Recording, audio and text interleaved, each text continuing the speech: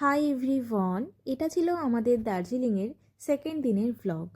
এদিন আমরা দার্জিলিংয়ের বিভিন্ন জায়গা এক্সপ্লোর করেছিলাম।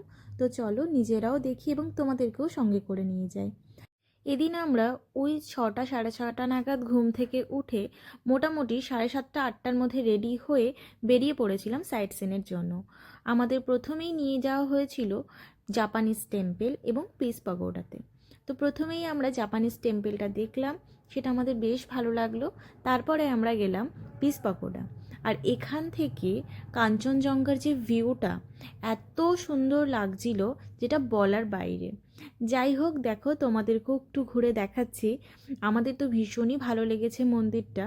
এখানে না একটা বেশ শান্ত পরিবেশ ছিল, আর সকালের দিকের ওয়েদারটা যেহেতু এতটাই ঠান্ডা ছিল, মোটামুটি ওই 3 থেকে 4 ডিগ্রির কাছে ছিল সেদিন, তো প্রচণ্ডই ঠান্ডা লাগছিল। তারপরে আমরা গিয়েছিলাম টাইগার হিলে। এখান থেকে কাঞ্চনজঙ্ঘার ভিউ পয়েন্টটা অসাধারণ, সেই জন্য প্রত্যেকেই আসে দার্জিলিংয়ে আসলে এই টাইগার হিলে। তো এখানে এসে ম্যাগি খাবো না সেটা কি হয়, তো ম্যাগি আর মোমো নিয়ে নিয়েছিলাম। এখানকার না পাহাড়ের যেহেতু অনেকটা উপরে ছিল, তো ম্যাগি 1 প্লেট নিচ্ছিল 50 টাকা, আর মোমো ওরকম নিচ্ছিল। তারপরে একটু চা কফি খেয়ে আমরা চলে এলাম ঘুমের উদ্দেশ্যে। এখানে আমরা প্রথমেই গিয়েছিলাম ঘুম মনেস্ট্রিতে, এটা ভীষণই ফেমাস দার্জিলিংয়ের। তো তারপরে গিয়েছিলাম বাতাসিয়া লুপে। তারপরে আমরা সেখান থেকে বেরিয়ে গিয়েছিলাম রোপওয়ে করার জন্য। এখানে না একটু বেশ টাইম সাপেক্ষ ব্যাপার, মানে বেশ হাতে কিছুটা টাইম নিয়ে আসতে হয়, কিন্তু আমাদের লাকটা যেহেতু ভালো ছিল, আমরা আসার সঙ্গে সঙ্গেই লাইন পেয়ে গিয়েছিলাম। তো তারপরে আমরা মোটামুটি ওই 35 থেকে 40 মিনিটের একটা রাইড থাকে, তো সেটা কমপ্লিট করার পরে আমরা চলে গিয়েছিলাম টি গার্ডেনে। যেহেতু ব্যাক টু ব্যাক অনেকগুলো সাইট সিন ছিল, তো সেই জন্য খুব তাড়াহুড়ো করেই একটু ঘুরতে হচ্ছিল। এখানে এসে আমি এখানকার যে লোকাল ড্রেস সেটা পরেছিলাম।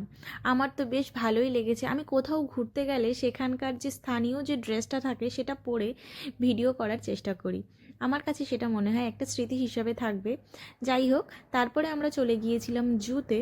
তো এখানে বেশ খানিকটা টাইম আমরা স্পেন্ড করেছিলাম, মোটামুটি ওই 1.5 থেকে 2 ঘন্টা মতো টাইম লেগেছিল পুরো জুটাকে এক্সপ্লোর করতে। বেশ ভালো লেগেছিল। শীতের দিনে কিন্তু চিড়িয়াখানা ঘুরতে কিন্তু সবারই ভালো লাগে, কি তাই তো? দেখো, তারপরে আমরা এখানে ঘুরে মোটামুটি ওই 3:30 4টে নাগাদ আবার আমরা আমাদের হোটেলে ফিরে গিয়েছিলাম। এবং যাওয়ার আগে রাস্তা থেকে লাঞ্চটা করে নিয়েছিলাম। লাঞ্চে নিয়েছিলাম দুজনে 2 রকমের থালি। একজনের ছিল মাটন থালি, আর আরেকজনের ছিল ডিমের থালি, মানে এটা হাঁসের ডিম ছিল।